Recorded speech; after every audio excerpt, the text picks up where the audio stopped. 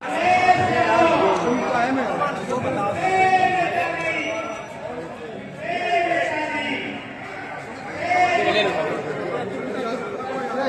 रस्सा के अंदर, भाई रस्सा के अंदर।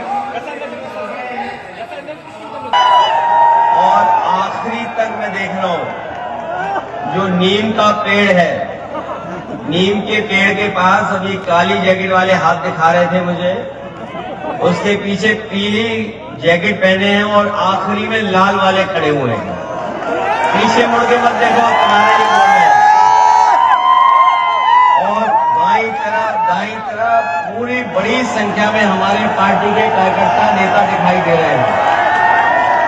मैं एक एक कार्यकर्ता नेता का बहुत बहुत धन्यवाद और आभार प्रकट करना चाहता हूं। और मैं अपने लाखन सिंह जी का विशेष धन्यवाद दूंगा। मैं विशेष धन्यवाद मैं इसलिए देना चाहता हूं कि ये पिछले कई वर्षों से लगातार इस कोशिश में थे कि कैसे भी इनके इस स्थान पर आने का मुझे मौका मिल जाए। कई बार प्रयास किया, इस बार तारीख भी बदलनी पड़ी और आज की जब तारीख तय हुई तो मैं भी भारतीय जनता पार्टी की बातों में आ गया। और भारतीय जनता पार्टी की बातों में इसलिए मैं आ गया, जो लोग थोड़ी बहुत जानकारी रखते होंगे और अखबार पढ़ते होंगे वो जानते होंगे, इनके बड़े बड़े नेताओं ने ये कहा कि भविष्य में लखनऊ से कानपुर आने में केवल 45 मिनट लगेंगे। मैं उनकी बातों में उलझ गया, फंस गया।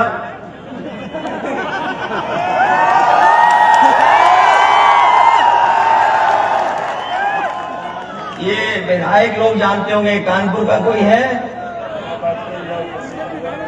अमिताभ वाजपेयी जी भी जानते होंगे। ये बीजेपी वाले कितने मिनट में ला रहे थे लखनऊ से कानपुर? 45 मिनट में। तो इसीलिए मैं थोड़ा लेट हो गया और मैंने कहा अगर 45 मिनट में पहुंच सकते हैं तो लाखन जी के विद्यालय में हम और जल्दी पहुंच जाएंगे। लेकिन भारतीय जनता पार्टी की बात में आकर के हम लोग 2.5-3 घंटा लेट हो गए। उनकी बातों में तो नहीं आ रहे हो अभी आप लोग,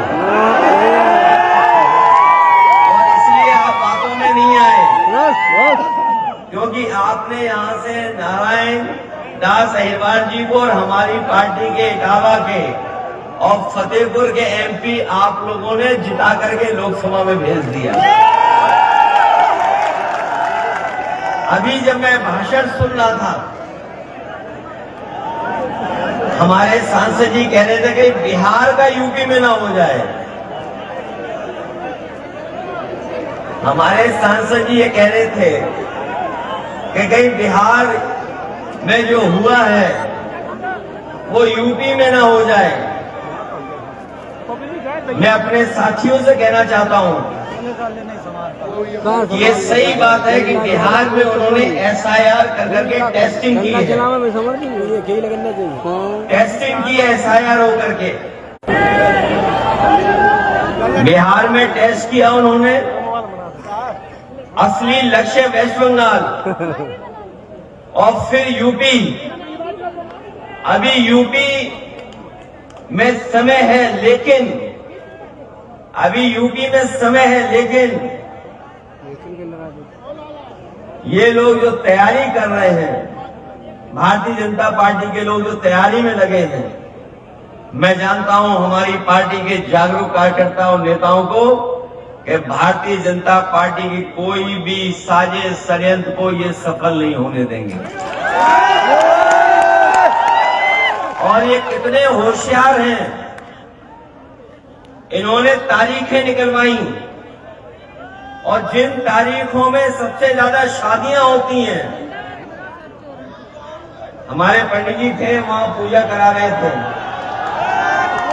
हम और आप लोग जब शादी निकलवाते हैं तो अपने पंडित जी लोगों के पास नहीं कोई नहीं खड़े, तो कोई बात नहीं, कोई नहीं। ये टैटू टीम के हमारे हैं, टैटू टीम। तो जो तारीखें निकाली इन्होंने, जैसे हम और आप लोग शादी की तारीख निकलवाते हैं, इसी शादियां हैं जिसमें सबसे ज्यादा लोग इधर उधर शादियों में शामिल होते हैं। लेकिन ये अच्छा हो गया, कभी कभी होशियार लोग भी अपने जाल में फंस जाते हैं। इधर शादी बारात में दूल्हा दुल्हन के साथ साथ अगर सबसे ज्यादा किसी बात की चर्चा हो रही है तो वो SIR की चर्चा हो रही है। वोट बनेगा, कटेगा, बचेगा, क्या होगा? अभी जब मैं ऊपर हॉल में गया था तो हॉल में बहुत पुरानी तस्वीरें लगी हैं, बहुत पुरानी तस्वीरें हैं वहां पर। और नेताजी की जो तस्वीर मैंने देखी वहां पर, वो शायद वो तस्वीर मैंने देखी शायद हमारे से भी उम्र में कम रहे होंगे तब की वो तस्वीर है। और राम शरण दास जी की तस्वीर देखी, चौधरी साहब की तस्वीर देखी, तो सोचो कितने लंबे संघर्ष के बाद हम और आप लोग यहां पर पहुंचे हैं। ये तस्वीरें हमें याद दिलाती है कि कितना बड़ा संघर्ष रहा होगा, कहां से नेताजी ने कहां से शुरू करके हमें और आपको कहां पहुंचा दिया है। इसलिए हमारी आपकी जिम्मेदारी बनती है कि नेताजी ने जो समाजवादी विरासत हम लोगों को दी है, ये जो समाजवादी आंदोलन दिया है, जो हमें और आपको राजनीतिक सम्मान दिया है, इस सम्मान को और ऊंचाई तक पहुंचाने का काम हम लोग मिलकर के करेंगे। ये जो वोट काटने का ये नया तरीका SIR निकाला है, ये भूल गए ये भारतीय जनता पार्टी के लोग कि समाज इस बार जागरूक हो गया है। समाज जागरूक है, जानकारी रखता है। वो जमाना पुराना था, ये जमाना नया है। हम लोग 22 में नहीं हरा पाए ने, इन्होंने बेईमानी कर ली। 19 में भी बेईमानी की थी इन्होंने,